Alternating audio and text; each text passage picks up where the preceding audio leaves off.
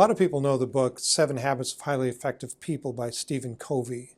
I had heard of it years ago, but had not taken the time to read it until recently. How many people know that the subtitle of that book is Restoring the Character Ethic?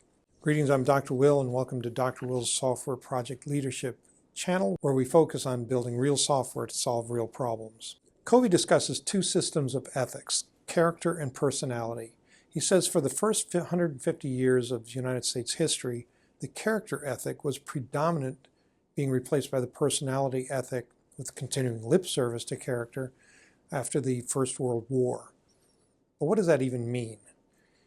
Hey, if you've already subscribed to the channel, thank you. If you'd like more content like this, then subscribe and hit the bell below to be notified when new content becomes available. Also, if you're interested in developing a highly effective software development team, then we will be offering an online course based on my best-selling book, What You Don't Know: Successfully Lead Software Projects Without Tech Expertise. We'll provide links in the show notes to both the book and a sign up for a free intro webinar for the course.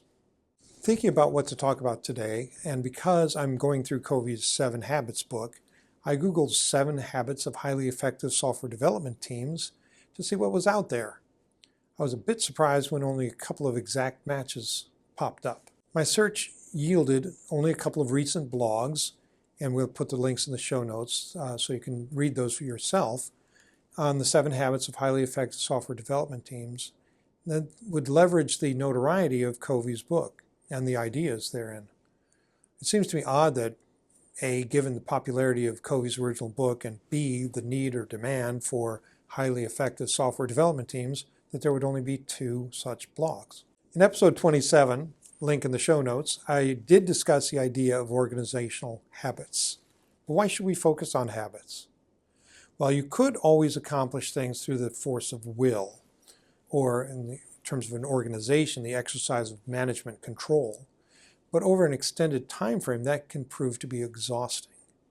Instead, use your willpower or management control and influence to build the right habits.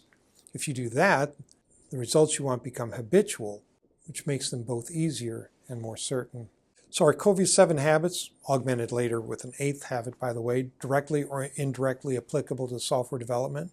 With the subtitle of Restoring the Character Ethic, it suggests that the character ethic of success will apply to the individuals, or should apply to the individuals, who make up the teams. And we should be able to broaden that ethic to apply to the teams themselves in aggregate. But what would a character ethic have to do with software development success?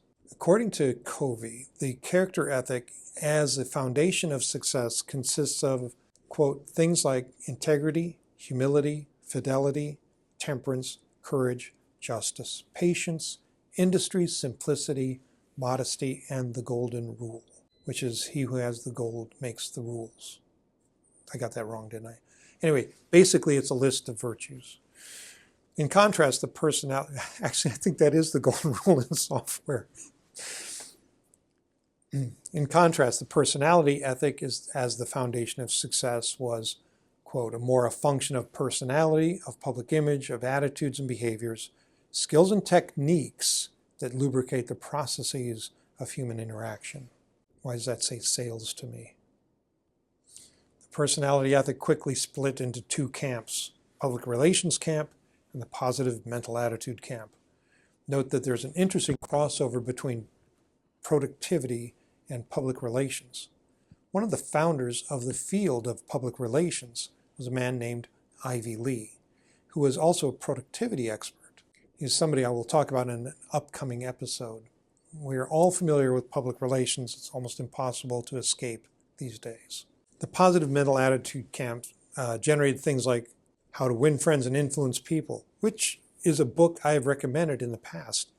But it always left me a little apprehensive. I felt it a little sketchy because it always seemed rather manipulative, even when, or especially when, it was emphasizing how feigning interest in somebody should be done with sincerity. Software is a young industry. It's neither burdened by nor supported by a rich history. So the people and companies in the industry view success through the lens that shapes their subculture.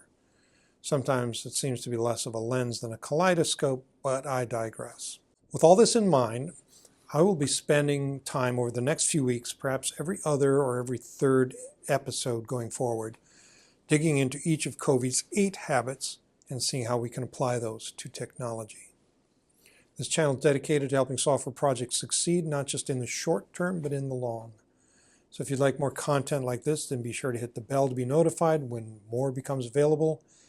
And if you have any questions, concerns, complaints, issues, trials, tribulations, whatever, we'll keep that monotonically increasing list going. Put them in a comment below and I will be happy to entertain them at a later date. And remember, if you're interested in developing a highly effective software development team, then we will be offering an online course based on my best-selling book, What You Don't Know: Successfully Lead Software Projects Without Tech Expertise. We'll provide links in the show notes to both the book and the sign up for the free intro webinar for the course. That's it for me, for you for now. Hey, I hope you have a great day and a great week. You be careful out there. I'll be seeing you. Bye.